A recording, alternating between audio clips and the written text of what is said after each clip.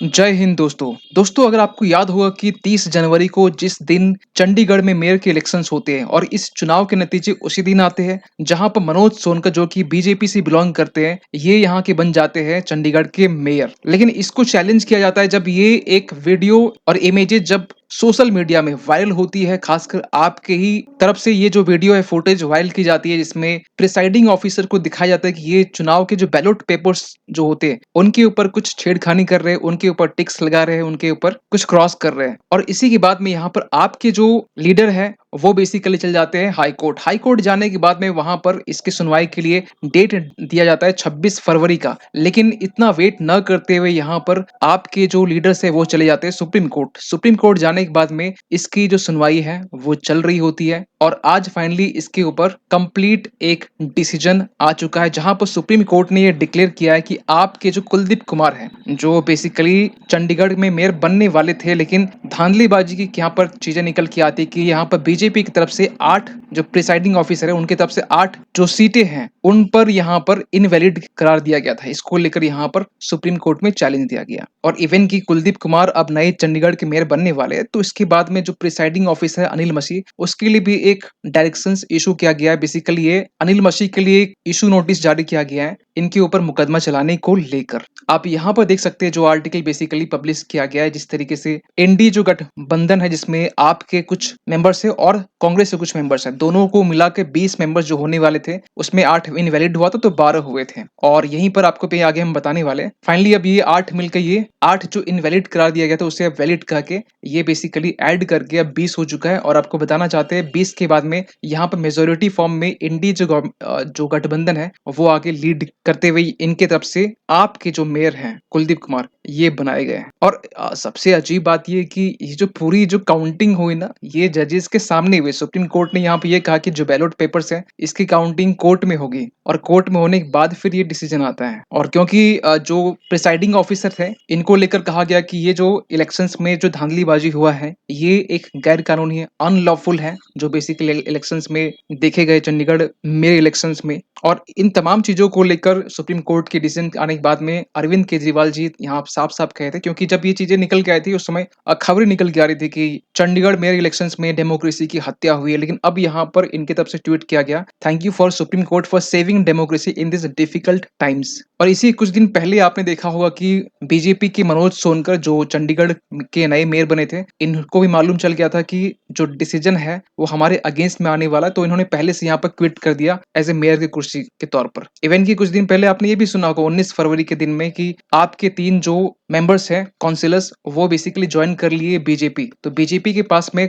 Number बढ़ गए थे। तो ये भी अटकलें लगाई जा रही थी कि चीजें अब जो फेवर होगा अगर फिर से री इलेक्शन होता है तो यहाँ पर बीजेपी यहाँ पर मेयर की कुर्सी की हकदार बन सकती है। तो ऐसी भी अड़चने यहाँ पर चीजें निकल के आ रही थी, लेकिन फाइनली जो रिजल्ट हुआ वो आप सभी को मालूम है। पूरी कहानी क्या है इसको समझते हैं। 3 जजेस की बेंच थी सुप्रीम कोर्ट में जिसे लीड कर रहे थे chief justice D Y Chandrachud. इनके साथ में और 2 जज थे जिनका नाम था जस्टिस जे बी पर्दीवाला और मनोज मिश्रा। इनकी तरफ से यहाँ पर डिसीजन आया है कि जो 8 बैलेट्स जो इनवैलिड करार दिया गया था उसे यहाँ पर वैलिड करते हुए काउंट किया जाएगा। और काउंटिंग में यहाँ पर टोटल अब आप और जो इंडी गठबंधन के पास में 20 काउंसिलर्स हो चुके हैं। थोड़ा आपको बताना चाहते हैं कि यहाँ की जो इलेक्शंस प्रोसेस है थोड़ा ब्रीफली आपको समझाना चाहते हैं कि देखिए 45 टोटल सीटें होती है। आप बोलेंगे 45 होती है लेकिन इलेक्शन जो होती है वो 35 में होती है। तो और 10 फिर कहाँ, एक आपका मेंबर ऑफ पार्लियामेंट होता है जो किरण खैर है और 9 नॉमिनेटेड होता है। तो बेसिकली जो पूरा जो फोकस होता है वो 35 सीट में ही होता है। इस 35 सीट में 14 जो था वो बेसिकली बीजेपी के पास था, एक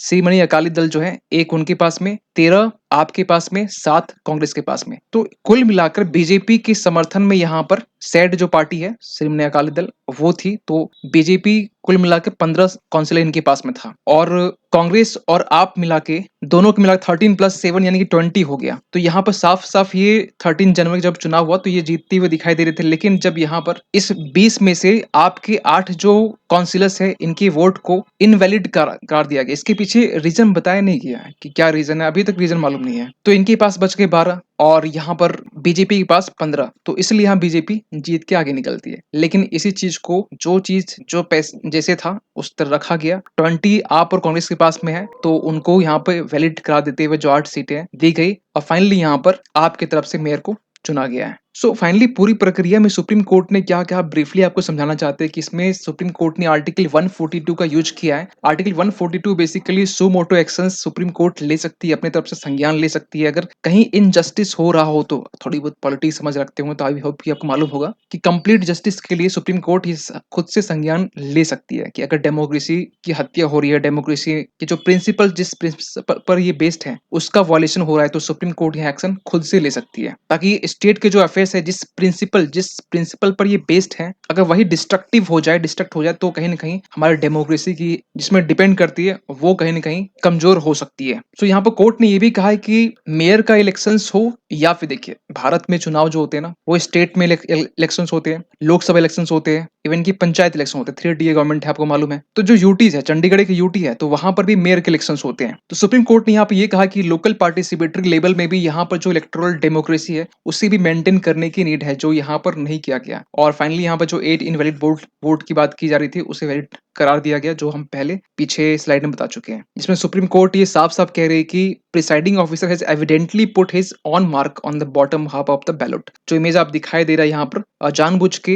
कहीं न कहीं चीज़ें बहुत क्लियर दिखाई दे रही थी। लेकिन अभी हम ये भी जानेंगे कि इनकी तरफ से क्या बोला गया। देखिए, अनिल मसीह की तरफ से जो बेसिकली प्रिसाइडिंग ऑफिसर थे, इनकी तरफ से ये बोला गया कि हम अपने साइड से जो बैलेट पेपर थे, उसकी काउंटिंग कर रहे थे और काउंटिंग के दौरान उसमें नंबर चढ़ा रहे थे। मतलब काउंटिंग में नंबर 1, 2, 3, 4 होता है, कुछ इस तरीके से कर रहे थे। इसके बाद में पूछा गया कि आप कैमरा की तरफ क्यों देख रहे थे? जब ये पूछा गया तो ये फिर बोले कि एक्चुअली हुआ ये कि आपके जो कुछ काउंसिलर्स थे, वो बैलेट लेके भागने लगे और उसी बीच में कुछ लोग हल्ला करते जा रहे थे कि कैमरा, कैमरा, कैमरा। तो फिर मेरी नज़र कैमरा की तरफ गई। लेकिन ये तमाम चीज़ें जो है जस्टिफाई नहीं कर सकती।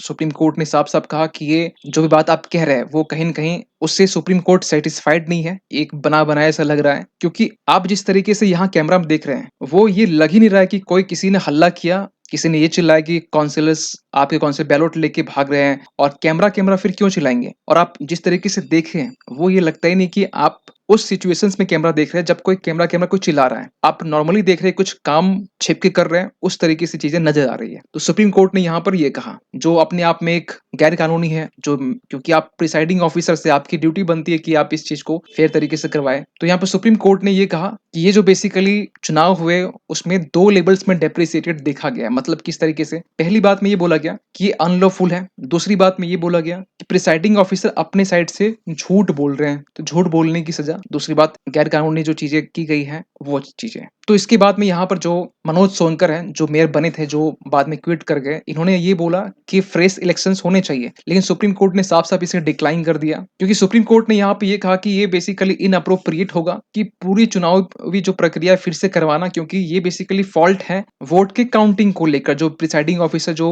काउंट कर रहे थे, उसमें गड़बड़ी पाई गई है, उसमें फॉल्ट देखा गया है। प्रिसाइडिंग ऑफिसर के काउंटिंग फॉल्ट था। तो यहाँ देख सकते हैं, only informative which has been found is at the stage of when the counting of votes has recorded by the presiding officers. So यहाँ पर फाइनली सुप्रीम कोर्ट ने मना कर दिया। तो इसके बाद में यहाँ पर जो अनिल मसीह, उसके लिए एक सो कॉज नोटिस इशू करने की बात की गई है। और सुप्रीम कोर्ट ये जो पूरी जो प्रक्रिया है ना, अपने ऊपर इसलिए भी ली है क्योंकि सुप्रीम कोर्ट सीआरपीसी जो है, आर्टिकल 3 सेक्शन 340, इसके तहत में सुप्रीम कोर्ट के पास ये पावर है कि कोर्ट किसी भी इश्यूज का प्रिलिमिनरी इंक्वायरी करवा सकती है अपने साइड से। सो फाइनली इन तमाम चीजों को लेकर जो सुप्रीम कोर्ट का डिसीजन आया है, इस पर आपका क्या ओपिनियन है, आप कमेंट कर सकते हैं। तो मिलते हैं किसी अगली वीडियो में, तब तक के लिए थैंक यू सो मच।